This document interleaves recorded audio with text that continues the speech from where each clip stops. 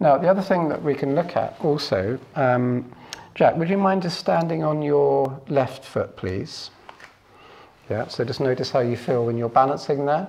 Good, and place that foot down. And now can you stand on your right foot?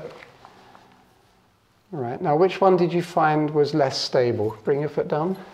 Standing on my left foot. Was less stable? Yeah.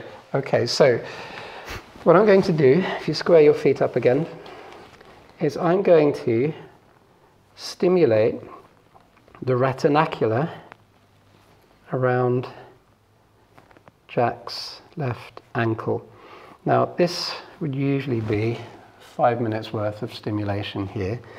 Now the retinaculum... Is that fairly forceful? It's quite firm. You can see the sort of colour change in the skin, but Jack, it's probably not too pinchy, is it? How does it feel? That feels fine. It feels fine, okay.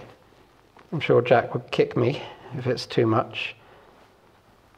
And what we can do with it as well, and people can do this with themselves, is to actually pinch it, stimulate it, because also the retinaculum is actually, it's not too far away from the skin under there. You know, this tissue is quite soft and flexible, but the more that I'm stimulating it, I'm actually stimulating not only the retinaculum, but I'm stimulating all of the proprioceptive nerve endings that exist in there.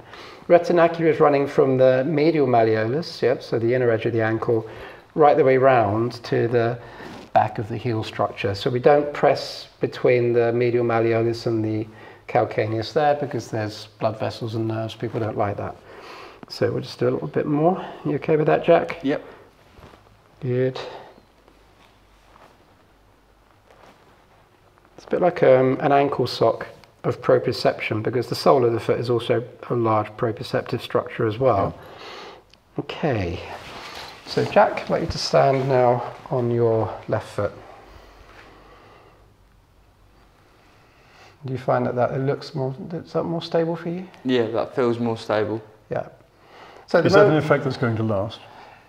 Well, it requires regular work. Yeah. But gradually you'll start to find that it brings some balance to it. And what's happening once the retinaculum is stimulated, there's a communication from retinaculum to spinal cord back to the muscles of the lower leg, and it starts telling the musculature of the lower leg in which order to fire. Right. I don't like using the word fire, but there's this, you've got 11 muscular structures in the lower leg, all of them reach into the foot, all of them. Yeah. So everything in the lower leg moves the foot, and they've got a particular firing order to them.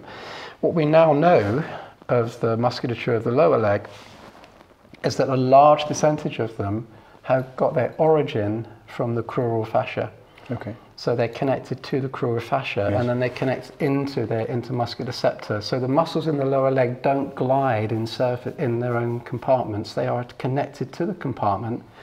When they engage, they gather the compartment into themselves and make it much more stable. And that's a particular order in which it fires. Yeah.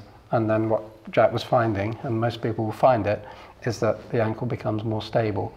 Yeah. So it's warming the body up in a way. It's engaging the tissues ready for action. So this is now something that's being considered with athletes.